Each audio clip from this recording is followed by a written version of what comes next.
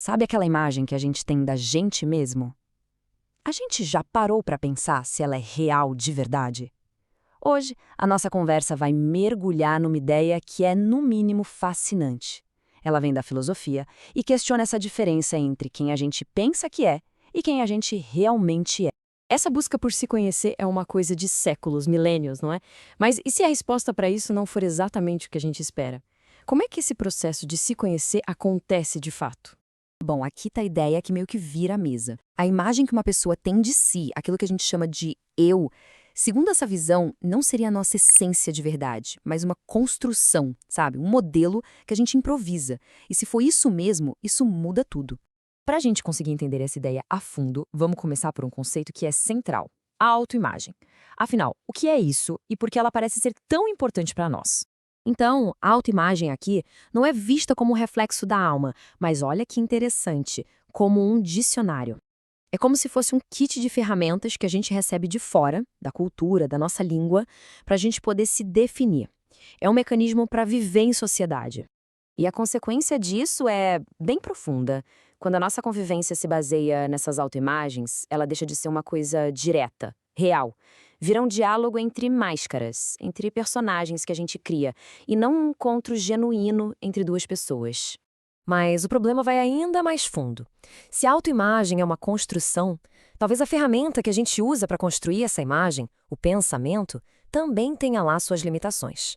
O ponto crucial aqui é o seguinte: um ser humano não cabe dentro de um pensamento. É simples assim.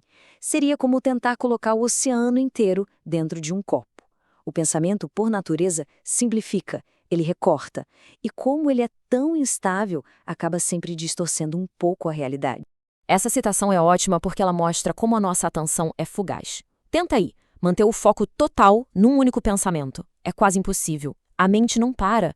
Então, se a nossa mente é tão intermitente, como é que a gente pode confiar nela para criar uma imagem completa e principalmente permanente de quem somos?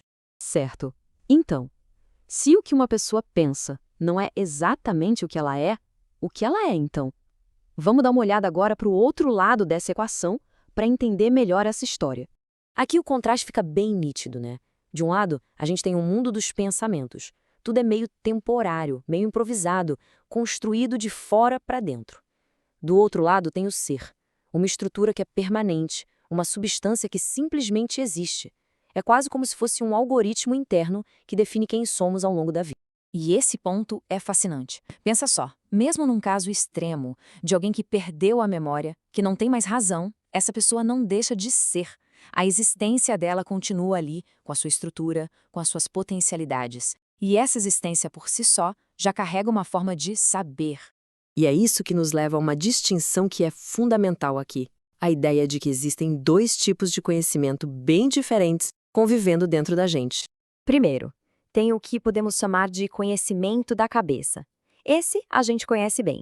É o que a gente aprende na escola, o que a gente lê nos livros, as opiniões que a gente forma. Ele depende totalmente de ferramentas que vêm de fora, como a linguagem e os conceitos sociais.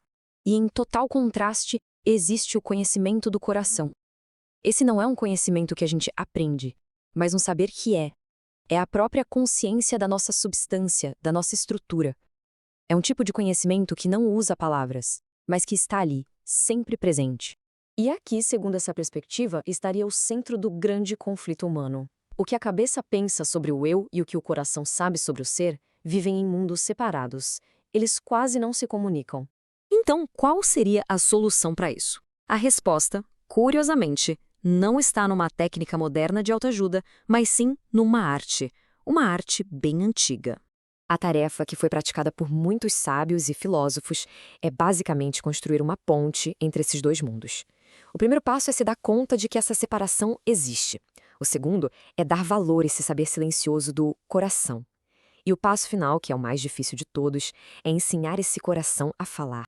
Então, o objetivo final do autoconhecimento não seria criar uma autoimagem melhor ou mais bonita, mas sim conseguir dar uma linguagem para aquilo que uma pessoa já é.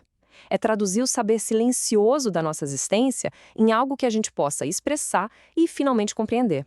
E com isso, fica uma pergunta final para a gente refletir. Se tudo que a gente usa para se descrever, as palavras, os pensamentos, as imagens, pertence a esse mundo da cabeça, como é que a gente sequer começa a entender essa outra parte, a mais fundamental de nós, que existe em silêncio? Fica a reflexão.